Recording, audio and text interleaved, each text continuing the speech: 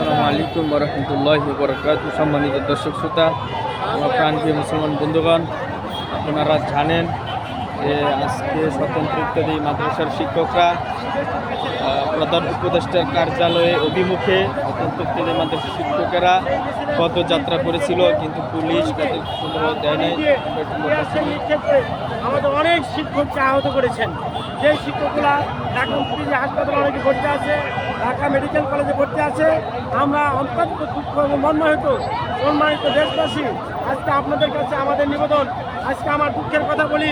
আমার দুঃখের কথা অনুভব করে আমার 10 বছরের শিশু, আমার 10 বছরের বাচ্চা আমার সাথে বলছিল, বাবা আমি তোমার সাথে আসবো, আমি মিছিলে যাব। আমি সন্তানকে অনেক সান্ত্বনা দিয়ে এসেছি, বাবা তুমি থাকো, তোমার আজকে যাওয়া যাবে না, আজকে তুমি কিছু ঘটনা করতে পারে। আজকে সেই ঘটনা ঘটে গেল। সম্মানিত দেশবাসী, আমি আপনাদের মাধ্যমে আজকে প্রধান উপদেষ্টার কাছে আবেদন রাখতে চাই। আমাদের প্রতিনিধি দল প্রধান উপদেষ্টার সাথে সাক্ষাৎ করতে গিয়েছেন। আমি প্রধান উপদেষ্টা সহ শিক্ষা উপদেষ্টা সহ সকল স্তরের উপদেষ্টার কাছে আমাদের প্রাণের দাবি, আমাদের অবহেলিত, নির্যাতিত এবং বেতন বঞ্চিত শিক্ষকগণ ৪৮ বছর যাবৎ তারা অনাহারে রয়েছেন।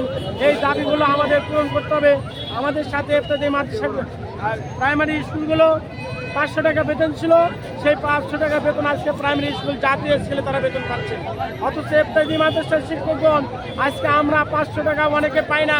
নামে মাত্র 15-19টা মাদ্রাসাকে অনুদান দেওয়া হয়, তার মধ্যে প্রধান শিক্ষককে দেওয়া হয় ৩,৫০০ টাকা, সহকারী শিক্ষককে দেওয়া হয় ৩,৩০০ টাকা।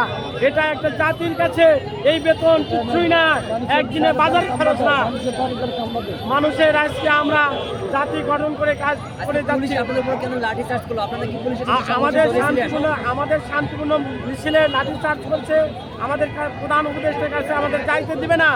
আমাদের যে দীর্ঘদিনের দাবি ছিল জাতীয়করণের জন্য, বেতন মুক্তি করার জন্য, এই দাবিকে আমরা প্রধান উপদেষ্টার কাছে আমরা দুঃখের কথা জানাতে চেয়েছিলাম।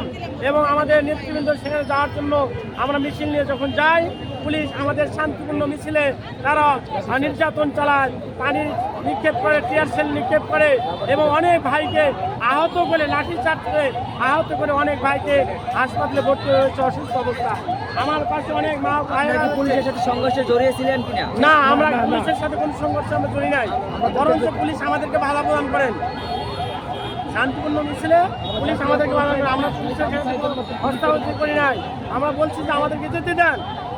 পরবর্তীতে লাস্টে যখন আমাদের ভাইয়েরা আহত বেশিরভাগ হয়ে গেল, তখন আমাদেরকে পুলিশ এখানে অবস্থান করার জন্য তারা সুযোগ করে দিয়েছেন। পুলিশ ভাইরা বসে আছেন আমাদের পাশেই, এখন তারা আমাদের কাছে কোনো নির্যাতন করছে না।